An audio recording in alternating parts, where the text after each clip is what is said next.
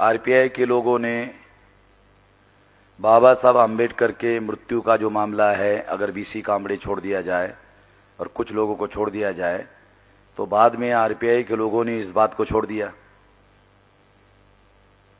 उठाया नहीं। बाद में दलित पैंथर ही आरपीआई में रूपांतरित हो गया। तो इन्होंने तो उनको जिन्होंने हत्या की, वो माई को महाराष्ट्र में लेकर घूमने का काम किया। माई को लेकर, देखो, अगर माई को किसी ने लाया महाराष्ट्र के सार्वजनिक जीवन में, तो दलित पैंथर के लोगों ने लाया। आरपीआई के लोगों ने शुरू में किया और बीसी कांबड़े आखिर तक ये बात करते रहे, बाकी सभी लोगों ने छोड़ दिया। और दलित पैंथर के लोग जो आज आरपीआई में रूपांतरित हो गए हैं, उन लोगों ने इसके तरफ ध्यान देने की तो छोड़ो, उनके साथ समझौता कर दिया। और बहुत सारे दलित पैंथर के जो नेता लोग हैं, उनको तो ब्राह्मणों ने अपनी लड़कियां दी। अब जब लड़कियां दी और वो उसके दामाद बन गए, तो जब दामाद बन गए तो दामाद की जिम्मेदारी बनती है कि वो ससुरे को बचाए। हैं? दामाद अगर ससुरे को नहीं बचाएगा तो वे कौन बचाएगा? तो दामादों ने ससुरों को बचाने का काम किया। और वो लोग, जब हमने किताब और ये सारा मामला सामने लाया, लोखंडे साहब जो यहां अभी बैठे थे, वे शायद वहां है, लोखंडे साहब पहले व्यक्ति हैं जिन्होंने इसके बारे में किताब लिखी। तो मैंने अपने विद्यार्थी जीवन में इस किताब को पढ़ा था, तो मेरे दिमाग में ये बात, लोखंडे साहब का जो नाम है वो दिमाग में रहा। और मैंने ही विलास को कहा, अरे वो जाओ नागपुर में लोखंडे साहब, एक कोई व्यक्ति है, मुझे मालूम नहीं उसका एड्रेस क्या है क्या नहीं है, मगर जाओ नागपुर में अगर ढूंढो तो लोखंडे साहब का एड्रेस आपको जरूर मिल जाएगा। तो विलास को मैंने ही उधर लोखंडे साहब के पास भेजा और बहुत सारी दूसरी भी जानकारी उनको मिल गई। तो मेरे दिमाग पर वो छोटी जो किताब थी लोखंडे साहब की, वो दिमाग पर बहुत गहरा असर पड़ा था। और जब हम लोगों को अवसर मिला इस पर रिसर्च करने का, तो इस दिशा में हम लोगों ने प्रयास किया।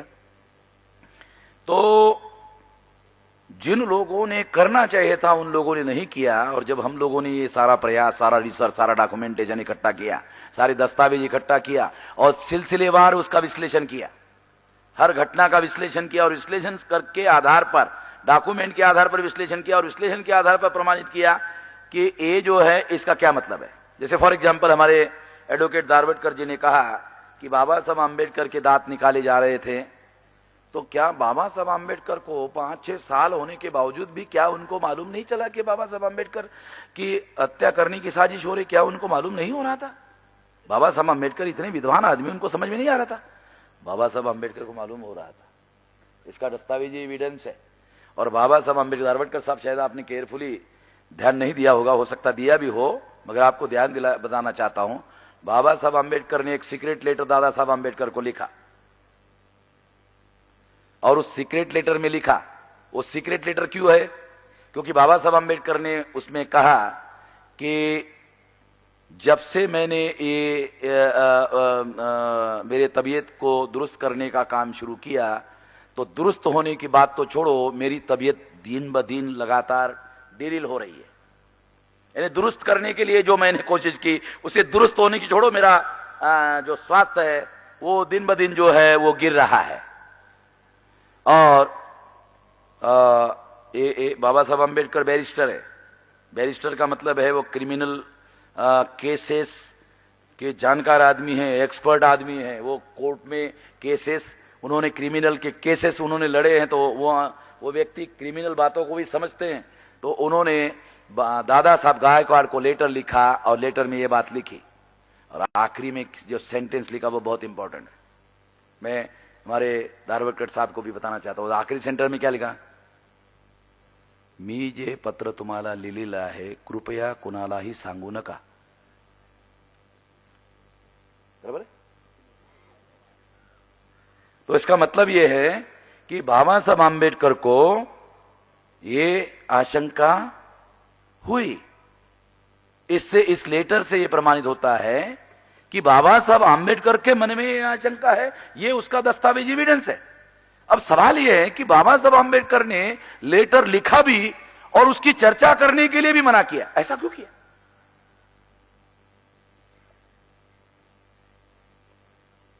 लेटर लिखा भी, और सबसे नजदीकी व्यक्ति दादा साहब गायकवाड़ का, दादा साहब गायकवाड़, किसी को भी नहीं लिखा, गायकवाड़ को लिखा। और वो लेटर उन्होंने लिखा और कहा इस पर चर्चा आप मत करो। इसके अगर विश्लेषण में किया जाए तो पता चलेगा इसका क्या अर्थ है। इसका अर्थ यह है कि बाबा साहब आंबेडकर कुछ दस्तावेज, इससे संबंधित दस्तावेज तैयार कर रहे थे और वो दस्तावेज सुरक्षित रहने चाहिए, इसलिए वो दादा साहब गायकवाड़ के पास भेज रहे थे। The reflection of mind. Baba Saheb Ambedkar के मन में बहुत सारी बातों की जो आशंका हो रही है, वो माई को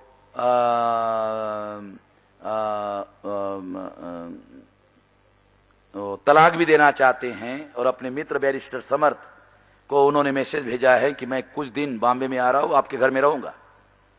और वो तलाक के कागज उन्होंने तैयार किए।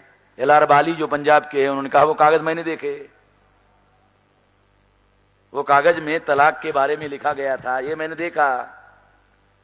और बाबा साहब आंबेडकर ने, वो डॉक्यूमेंट्री एविडेंस है कि बैरिस्टर समर्थ के साथ वो तलाक के मुद्दों पर चर्चा करने के लिए जाने वाले थे। और बाबा साहब आंबेडकर बैरिस्टर थे, मगर दूसरे आदमी को वो केस देना जरूरी था, तो उनके मित्र थे बैरिस्टर समर्थ। बैरिस्टर समर्थ कायस्थ थे, बैरिस्टर समर्थ जो थे वो कायस्थ थे, ब्राह्मण नहीं थे।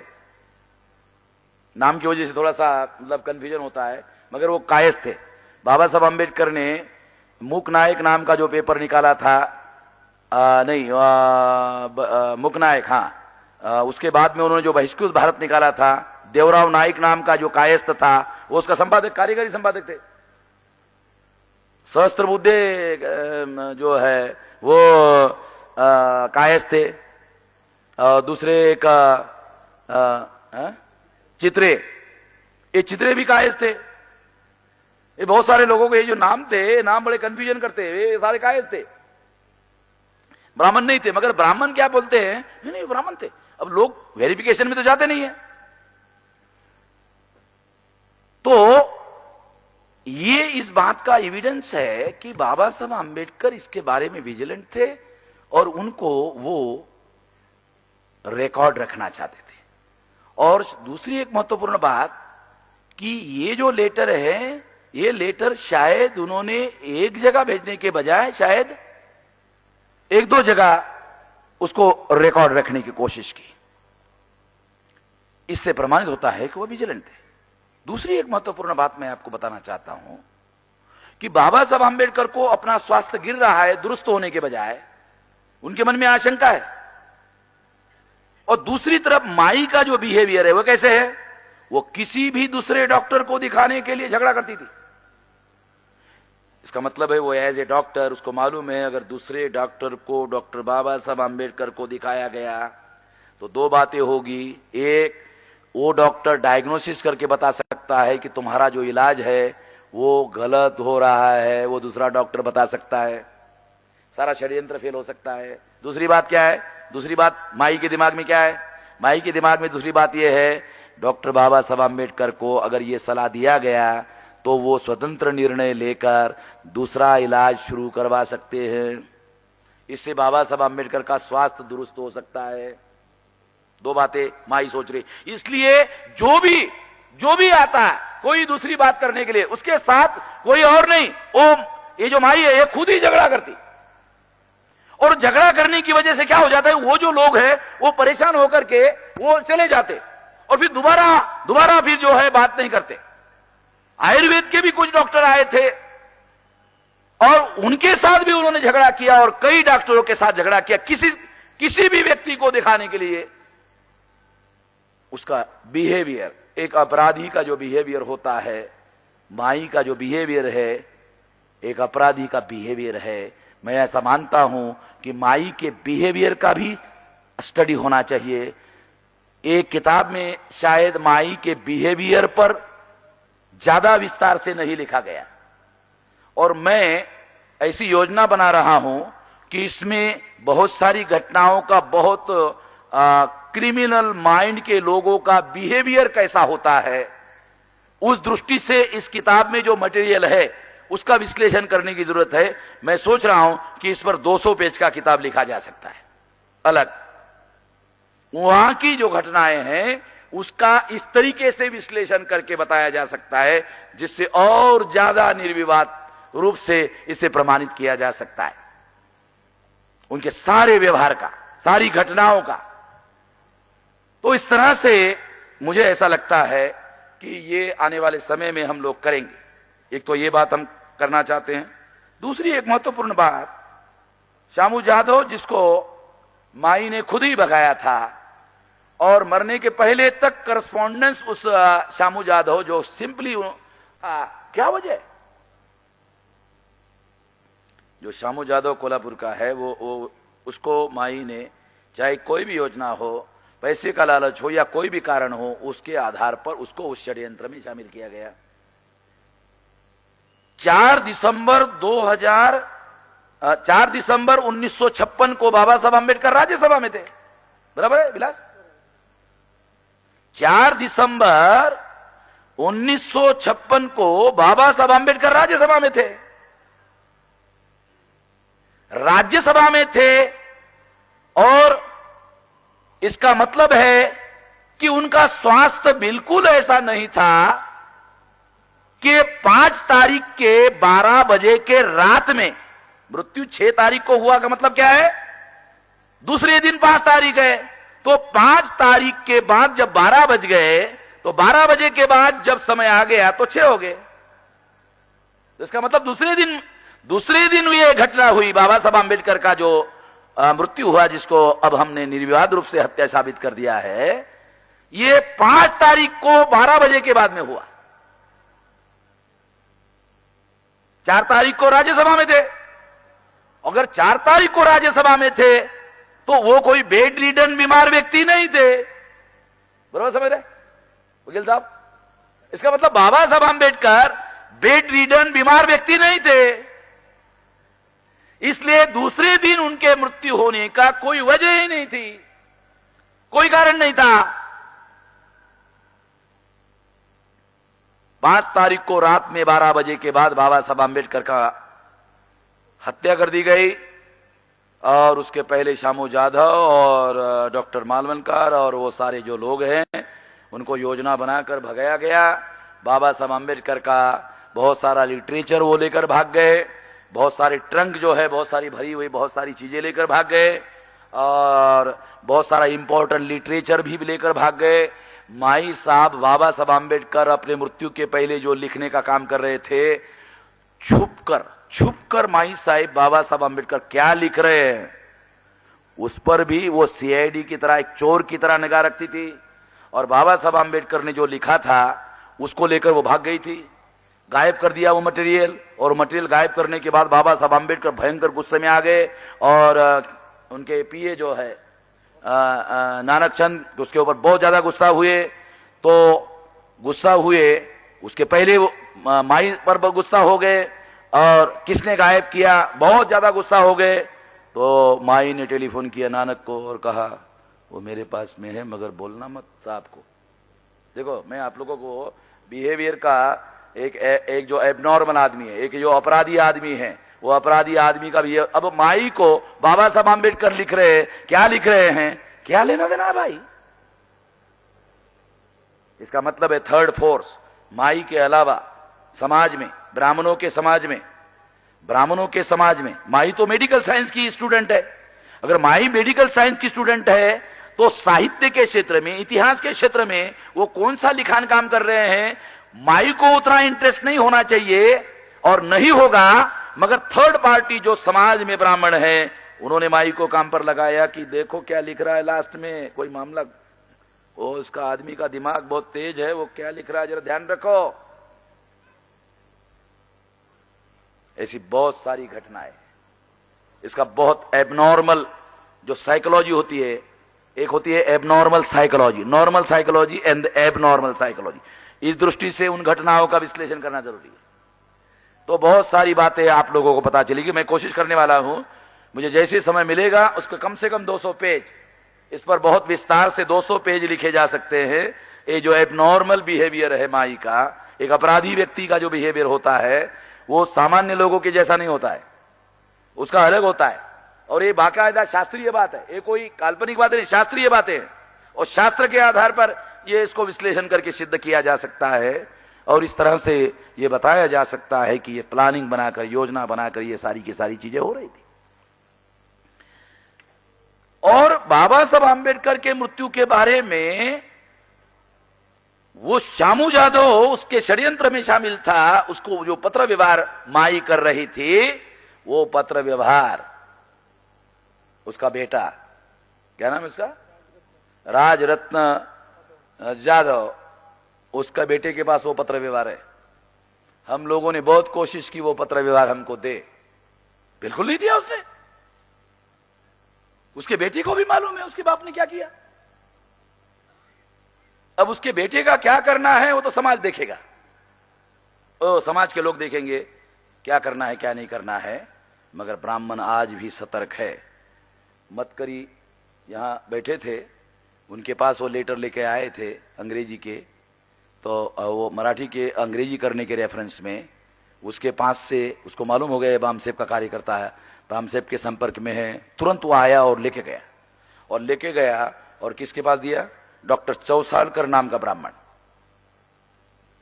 और फिर डॉक्टर चौसाड़कर के पास में जब वो लेटर गए, उसके बाद वो लेटर हम लोग चाहते थे कि आखिर माई साहब जाधव के साथ में जो पत्र व्यवहार कर रही है, एक घर में मतलब नौकर के तौर पर काम करने वाले जो आदमी है, उसको इतना इंपॉर्टेंस क्यों दे रही है? हाँ, और बाबा साहब आंबेडकर का जब मृत्यु हुआ उसके पहले दिन भाग गया। वो भागा नहीं, वो उसको प्लान बनाकर भगाया गया। और मायू को यह भी डाउट रहा होगा, अरे ये अगर इसको मैं अकेला भगा देती हूं तो हो सकता है रेलवे स्टेशन से साला फिर वापस आ जाएगा। देखो माइंड, ये जो एबनॉर्मल माइंड कैसा काम, अगर इसको मैं अकेला भेजती हूं तो ये रेलवे स्टेशन पर जाके फिर वापस आ सकता है। 2 आदमी उसके साथ भेजे ताकि ये वापस नहीं आना चाहिए। प्लानिंग चलते ना डॉक्टर दातार साहब, समझ रहे मैं क्या समझा रहा हूं? प्लानिंग करने वाला जो आदमी है, अपराध करने वाला जो आदमी है, योजना बनाने वाला जो आदमी है, वो सारी चीजों की प्लानिंग बनाता है। और काउंटर प्लानिंग क्या हो सकता है, वो नहीं होना चाहिए, उसका भी प्लानिंग बनाता है। ये जो एबनॉर्मल आदमी होता है उसका माइंड इस तरह के काम करता है। एबनॉर्मल साइकोलॉजी का अगर आप अध्ययन करो तो आपको पता चलेगा। तो इस तरह से उसको साथ में लेकर उसको भगाया, अकेला जाने नहीं दिया उसको। और फिर कौन रह गए घर में, कौन रह गए? 3 आदमी, बाबा साहब आंबेडकर, माई साहब और सुदामा गंगावने। सुदामा गंगावने जहां बाबा साहब आंबेडकर रहते थे वहां रहते नहीं थे, वो आउट हाउस में रहते थे। इसका मतलब घर के अंदर 3 आदमी नहीं थे, दिखने के लिए 3 आदमी दिख रहे हैं मगर रियलिटी में 2 आदमी थे, एक बाबा साहब और दूसरा माई साहब। ये प्लान बनाकर ये सारा वहां बनाया गया, योजना बनाकर, ताकि कोई भी आदमी वहां नहीं रहना चाहिए। और ऐसी सिचुएशन में ही बाबा साहब आंबेडकर के साथ में घात किया जा सकता है और योजना को सफल किया जा सकता है। ये योजना बनाकर ये सारा का सारा काम, ये षड्यंत्र किया गया और वो सफल हो गई। और उस पर पर्दा डालने के लिए सरकार कांग्रेस की, जवाहरलाल नेहरू की और गोविंद वल्लभ पंत होम मिनिस्टर था। ये गोविंद वल्लभ पंत समझते हो? महाराष्ट्र के लोगों को समझ में आता है पंत क्या है। पंत का मतलब है ये उत्तरांचल का रहने वाला ब्राह्मण है, मगर ये ओरिजिनली उत्तरांचल का नहीं है, ये महाराष्ट्र का कोकणस्थ ब्राह्मण है। क्योंकि कोकणस्थ ब्राह्मण को ही भारत भर में, केवल कोकणस्थ ब्राह्मण को भारत भर में पंत कहते हैं और कहीं पर भी नहीं कहते। माई साहब कोकन की, ये जो कोकणस्थ ब्राह्मण, ये कोकन के, और वो मालवनकर जो है वो कोकन का ब्राह्मण, श्रीपाद अमृत डांगे कोकन का ब्राह्मण, बैरिस्टर पै जो बाद में गोविंद वल्लभ पंत ने उसका पार्लियामेंट में नाम लिया, ये भी कोकन का ब्राह्मण। छत्रपति शिवाजी महाराज का हत्या करने वाले जो लोग थे वो सारे कोकन के ब्राह्मण, बराबर है। धर्मेंद्र साहब आप अध्ययन करती है तो इसलिए आपको बता रहा हूं।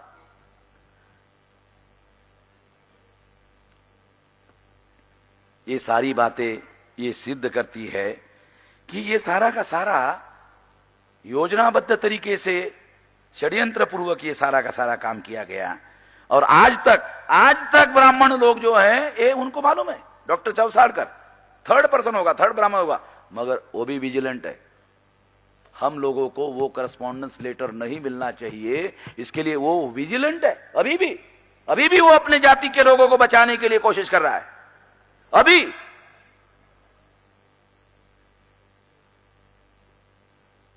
इस बात को हमको सही तरीके से जानने और समझने की जरूरत है। साथियों, आखिरी बात, बहुत सारी बातें आप लोगों ने पहले सुनी है। ब्राह्मणों का जो वर्चस्व है भारत में, वो मेरा ऐसा मानना है कि ब्राह्मणों का भारत में जो वर्चस्व है उसका मूल हिंसा में है। भारत में अगर ब्राह्मणों का वर्चस्व है तो बहुत सारे कारण हैं, उसमें सबसे बड़ा कारण है ब्राह्मणों का संपूर्ण चरित्र हिंसा का है। हिंसा को आधार बनाकर ब्राह्मणों में भारत के लोगों पर नियंत्रण स्थापित किया, हिंसा को हथियार बनाया ब्राह्मणों ने। ब्राह्मण का जो वैल्यू है, उनका जो शास्त्र है, उनके जो लिटरेचर है और उनका जो स्वभाव है, उनके जो और बहुत सारे क्रियाकर्म और कर्मकांड है, हर जगह हिंसा। आज भी वो बलि वाला जो मामला है उसकी हत्या आज भी करते हैं, मगर दूसरे तरीके से करते हैं, मगर करते जरूर है। काटने का एक त्योहार जो दसरा के दिन में होता है, आज भी बलि प्रतिपदा में आज भी वो दूसरे तरीके, काटने का काम आज भी करते हैं मगर दूसरे तरीके से करते हैं, मगर करते जरूर है। हाँ, अभी भी करते हैं। हिंसा ब्राह्मणों के वर्चस्व का सबसे बड़ा कारण है। अगर ब्राह्मणों का भारत में वर्चस्व है और उसका कारण अगर हिंसा है, तो मैं आपको एक बहुत गंभीर बात बताना चाहता हूं कि अहिंसा से, वर्चस्व से मुक्ति कैसे हासिल होगी। मेरे सामने तो थोड़ा संकट खड़ा हो गया। हमारे सामने एक बहुत बड़ा संकट खड़ा हो गया। अगर ब्राह्मणों का वर्चस्व हिंसा की वजह से है, हम अहिंसा का रास्ता अपनाने का फैसला किया है, तो ब्राह्मणों का वर्चस्व खत्म कैसे होगा। नया संकट हमारे सामने खड़ा हो गया। यह सबक हमको मालूम नहीं था। हिंसा करने वाले ब्राह्मणों का वर्चस्व खत्म करना है तो अहिंसा से मुझे लगता है संभव नहीं है। अगर अहिंसा से संभव नहीं है तो दूसरी तरफ हिंसा का रास्ता इख्तियार करना कहां तक युक्ति संगत है। हम लोग बहुत बड़े दुविधा में इसकी वजह से फंसे हुए हैं। इसलिए मैं इस दुविधा में अभी, मैं ऐसा मानता हूं कि मैं इस दुविधा में हूं। इसका कोई रास्ता अभी मुझे सूझ नहीं रहा है। इसलिए मैं इसका रास्ता क्या हो सकता है ये आप लोगों के ऊपर सोचता हूं, छोड़ देता हूं कि इसका रास्ता क्या होगा। अभी मेरे पास इसका कोई इलाज है नहीं, मगर इसका इलाज जरूर ढूंढना होगा। मैं इतना ही कह सकता हूं कि इसका इलाज जरूर ढूंढना होगा। अभी मेरे पास इसका कोई इलाज नहीं। इस विषय को मैं यहीं समाप्त करना चाहता हूं। आप लोगों ने मेरी बात ध्यान से सुनी, इसके लिए आभार और धन्यवाद।